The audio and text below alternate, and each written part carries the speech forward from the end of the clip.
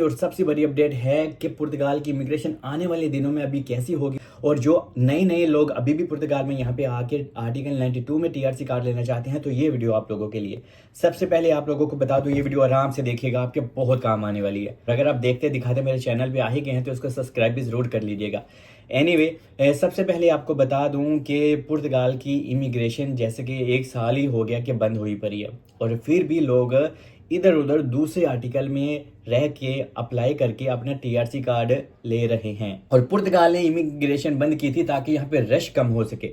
यहाँ पे रश तो कम हो गया, लेकिन अभी भी आर्टिकल 92 में रफ्तार बहुत ज़्यादा बढ़ गई। और यहाँ पे जो ई फतूरे वाले हैं उन्होंने भी ठीक ठाक पैसे बनाए और अभी तक बना रहे हैं, और यहाँ पे वकीलों ने भी, लोगों ने भी, एजेंटों ने भी, सबने पैसा ठीक ठाक बनाया। मैंने आपको 2 हफ्ते पहले वीडियो बना के बता दिया था, आप चाहे तो चेक कर सकते हैं कि हाँ भाई आर्टिकल 92 अभी बंद होने जा रहा है। और देख ले, कल के दिन न्यू अपडेट भी आ गया आर्टिकल 92 के हवाले से। लोग तो आपको आजकल इन्फॉर्म कर रहे हैं, मैंने तो आपको कुछ भी यहाँ पे होने वाला होता है आपको मैं पहले ही इन्फॉर्म कर देता हूँ। क्यों? क्योंकि जनाब अल्लाह का मेरे ऊपर करम है, इसलिए मैं आपको बहुत गहरी और अंदर की चीजें भी बता देता हूँ, ठीक है। और ये मुझे कैसे पता चलती है, आप ये ना सोचे, ये ना समझे, लेकिन बस ये देखें कि हाँ भाई मैं आपको एक चीज पहले ही इन्फॉर्म कर देता हूँ कि हाँ भाई ये होने वाला है। मैंने आपको रिन्यू के बारे में बताया कि हाँ भाई 2024 वाले भी परेशान ना हो, 25 वाले भी ना हो, क्योंकि उन्होंने 2021 वाला अगर पोर्टल ओपन किया 20 वाला तो वो समझ में नहीं आता, तो 24 वाले भी रेडी हो जाए। और 25 वालों को भी ईमेल आना भी स्टार्ट हो गया, मतलब कि 2025 और 2024 में जिनके टीआरसी कार्ड एक्सपायर थे तो उनका भी अभी मसला ऐसा ऐसा हल हो रहा है। तो लोगों को ईमेल आ रही है, अभी भी उनका जो पोर्टल है वो ठीक से कभी कभी काम नहीं करता। कुछ लोगों को रेफरेंस का मसला आ रहा है, कुछ को पेमेंट्स का मसला आ रहा है, लेकिन ऐसा ऐसा भी ये चीजें कुछ ठीक हो रही है। और मैंने आपको 1.5 हफ्ते पहले ये भी कह दिया था कि अभी लोगों को टीआरसी कार्ड आना भी थोड़ा स्लो होंगे, और देखें स्लो हो गया। वरना मैं आपको हर रोज अपडेट देता ही रहता हूँ कि आज ही फिलहाल 6 बंदों के कार्ड आगे, 10 बंदों के कार्ड आगे, क्योंकि अभी ये रिन्यूअल वालों को थोड़ा सा फोकस कर रहे हैं। तो इस वजह से थोड़ी सी कार्डों की स्पीड थोड़ी सी कम होगी, लेकिन कार्ड आ रहे हैं, लेकिन थोड़ा सा स्लो अभी होगा। तो मैं पहले ही आपको इन्फॉर्म कर देता हूँ। और अभी जनाब आर्टिकल 92 की बात करता हूँ। सबसे पहले आर्टिकल 92 ये होता क्या है, आसान लफ्जों में समझ लें कि आप यहाँ पे आके किसी शेंजन वीज़ा लेके आप आते हैं, टूरिस्ट वीज़ा लेके आते हैं, या आप समझ लें हंगरी में गए थे, किसी और कंट्री में गए थे, वहाँ पे आपने एडमिशन लिया हुआ था हंगरी में, ऑस्ट्रिया में, या किसी और कंट्री में, तो फिर आप पुर्तगाल में आ गए तो आप आर्टिकल 92 में जाते हैं। तो ये आसान लफ्ज़ों में यहाँ पे आने के बाद आपको कोई वोकेशनल कोर्स करना पड़ता है, या फिर आप कोई प्रॉपर अपनी स्टडी कैरी ऑन रखते हो, तो इसी स्टडी बेस के ऊपर आपको जनाब टीआरसी कार्ड मिलता है। और आर्टिकल 92 में अभी बहुत ज़्यादा लोग आ रहे हैं और इसकी रफ्तार बहुत ज़्यादा बढ़ गई है। जैसे कि मैंने कहा, हर बंदा आर्टिकल 92 में जा रहा है। 50 साल जिसकी उम्र है वो भी जा रहा है, 60 साल जिसकी उम्र है वो भी जा रहा है। जो लोग यहाँ पे हैं ना, अभी मुझे 5-6 दिन पहले एक भाई मिले थे, उनकी एज कितनी है, 53, 53 साल उनकी एज है, और उन्होंने भी आर्टिकल 92 अप्लाई किया हुआ था। मैंने कहा जी बेस्ट ऑफ लक।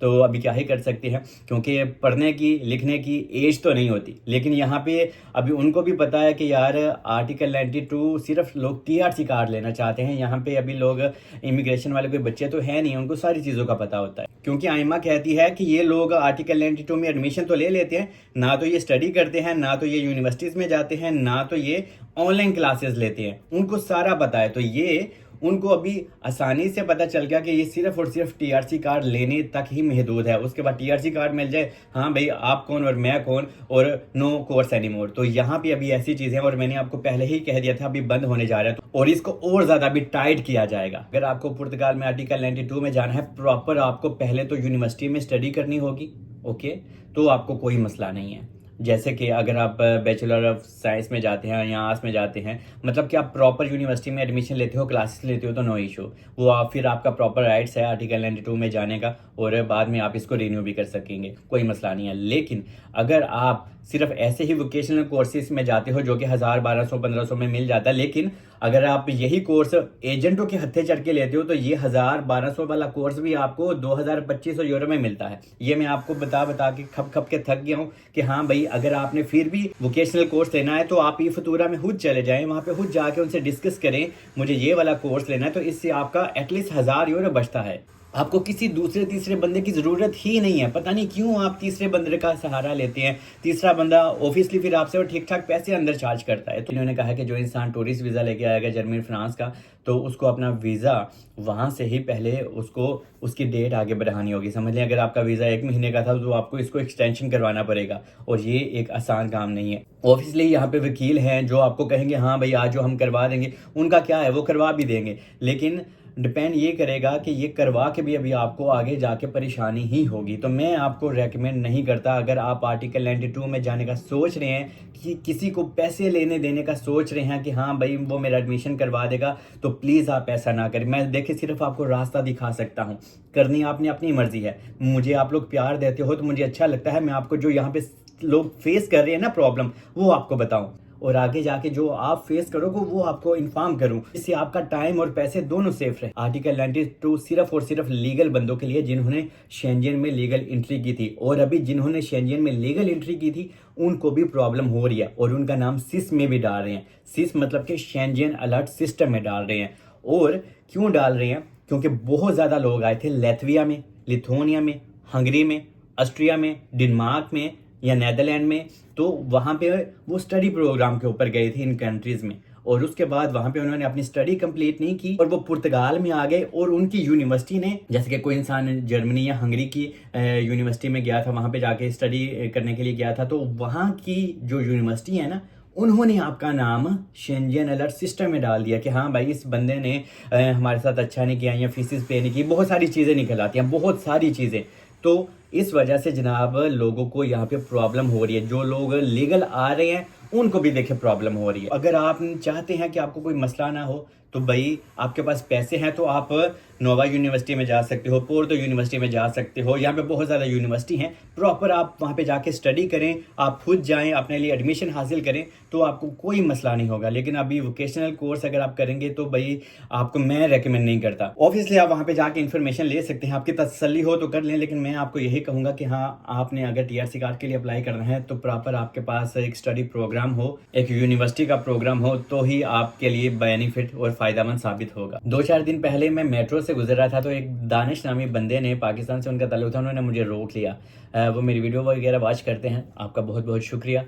तो वो यहाँ पे हैं पुर्तगाल में तकरीबन 7-8 महीने से, और जनाब वो यहाँ पे काम कर रहे हैं 4 महीनों से। 4 टैक्स भी उनके जा चुके हैं, और उन्होंने आर्टिकल 92 अप्लाई किया था, और वो लैत्विया से आए थे। लैत्विया वो पहले गए थे और उसके बाद वो यहाँ पे आए, और जनाब उनका नाम भी सिस में डाल दिया गया है। तो समझ लें कि अभी उनका केस भी चल रहा है, और अभी आगे मजे की बात सुने कि आइमा वालों ने उस बंदों को, दानिश भाई को, कंट्री आउट भी दे दिया। अभी वो बंदा इतना डिसअपॉइंट है कि यार मैं करूं तो क्या करूं। ऑब्वियसली अभी वकील तो उसने किया हुआ है, लेकिन टाइम लगेगा इसको रिमूव होने में भी, रिमूव करवाने में भी बहुत टाइम लगता है, क्योंकि शेंजन अलर्ट सिस्टम में अगर आपका नाम है तो ये आपके महीनों खा जाता है। वो बंदा कह रहा है मुझे यार जॉब तो मिल गया, लेकिन जिस चीज़ के लिए मैं आया था उस चीज़ ने तो मुझे लटका ही दिया है। तो ये देखें यहाँ पे ऐसी चीज़ें अभी होना स्टार्ट हो गई हैं, और आने वाले दिनों में आर्टिकल 92 हो सकता है वो ऐसा इकदाम कर दें कि जो इंसान सिर्फ और सिर्फ यहाँ पे प्रॉपर यूनिवर्सिटी में ही आएगा, चाहे इंडिया पाकिस्तान से आए या कहीं से भी आए, इधर उधर के कंट्री से होके नहीं, सिर्फ डायरेक्ट अगर पुर्तगाल में लीगल एंट्री करेगा तो ही उनको TRC कार्ड मिलेगा। ऐसा भी अभी मुमकिन है, और हो सकता है कि आने वाले 1-8 महीने में ये न्यूज़ भी आपको सुनने में आ जाएगी कि हाँ भाई सिर्फ और सिर्फ अभी वही लोग आर्टिकल 92 में जा सकते हैं जो सिर्फ पुर्तगाल में आके लीगल एंट्री करते हैं, मतलब कि इधर उधर कंट्री से होके नहीं, डायरेक्ट पुर्तगाल। और जो नॉर्मल इमिग्रेशन है अभी ओपन हो सकती है कि नहीं, तो अभी कोई चांस नहीं है। आर्टिकल 88, 89 वगैरह भी कोई चांस नहीं है। आप सब्र करें, क्योंकि यहाँ पे अभी रिस्ट्रिक्शन भी हो रही है और रेसिज्म भी बहुत ज़्यादा हो गया, क्योंकि इनका कंट्री इतना ज़्यादा चल गया। मैं एक होटल में जॉब करता हूँ, और जिस होटल में मैं काम करता हूँ वहाँ पे हर एक रूम ही फुल होता है जनाब। इनको समझ लें कि इनमें गरूर आ गया। इनका कंट्री ऑब्वियसली हम लोगों की वजह से ही चला है, लेकिन अभी ये लोग हम लोगों को कुछ नहीं समझते। इनको लगता है कि हमारा कंट्री चल गया और हमें अभी आप लोगों की ज़रूरत ही नहीं है। और इनका कंट्री कोई इतना नहीं चला, कोई इंतहा का चल गया भाई, इंतहा का। जो लोग यहाँ पे जॉब करते हैं ना, उनको बखूबी पता है कि इतना ज़्यादा टूरिस्ट, इतना ज़्यादा पैसा ये लोग कमा रहे हैं कि आप लोगों की सोच है। जिन लोगों के पास पहले से आर्टिकल 92 में कार्ड आ चुका है, तो प्लीज़ जब आप रिन्यू करेंगे तो हो सकता है आपको मसला हो। ओके, क्यों? क्योंकि आपने क्लासेस नहीं ली, तो आप कोशिश करें अपनी क्लासेस को कंप्लीट करें, आप अपने उस कोर्स को कंप्लीट करें ताकि आपको आपके रेन्यू में कोई प्रॉब्लम ना हो। और ये एक सबसे बड़ी मेन रीज़न होगी आपके रेन्यू के टाइम, कि अगर आपने अपने कोर्स को कंप्लीट ही नहीं किया और कोई कंप्लेन आपकी तरफ से हुई तो हो सकता है आपका कार्ड भी रिन्यू ना हो। ठीक है जी, तो आप डरे नहीं, बस मैं आपको हल भी साथ साथ बता रहा हूँ कि इसका ये हल है, आप ये काम करें अपने साथ।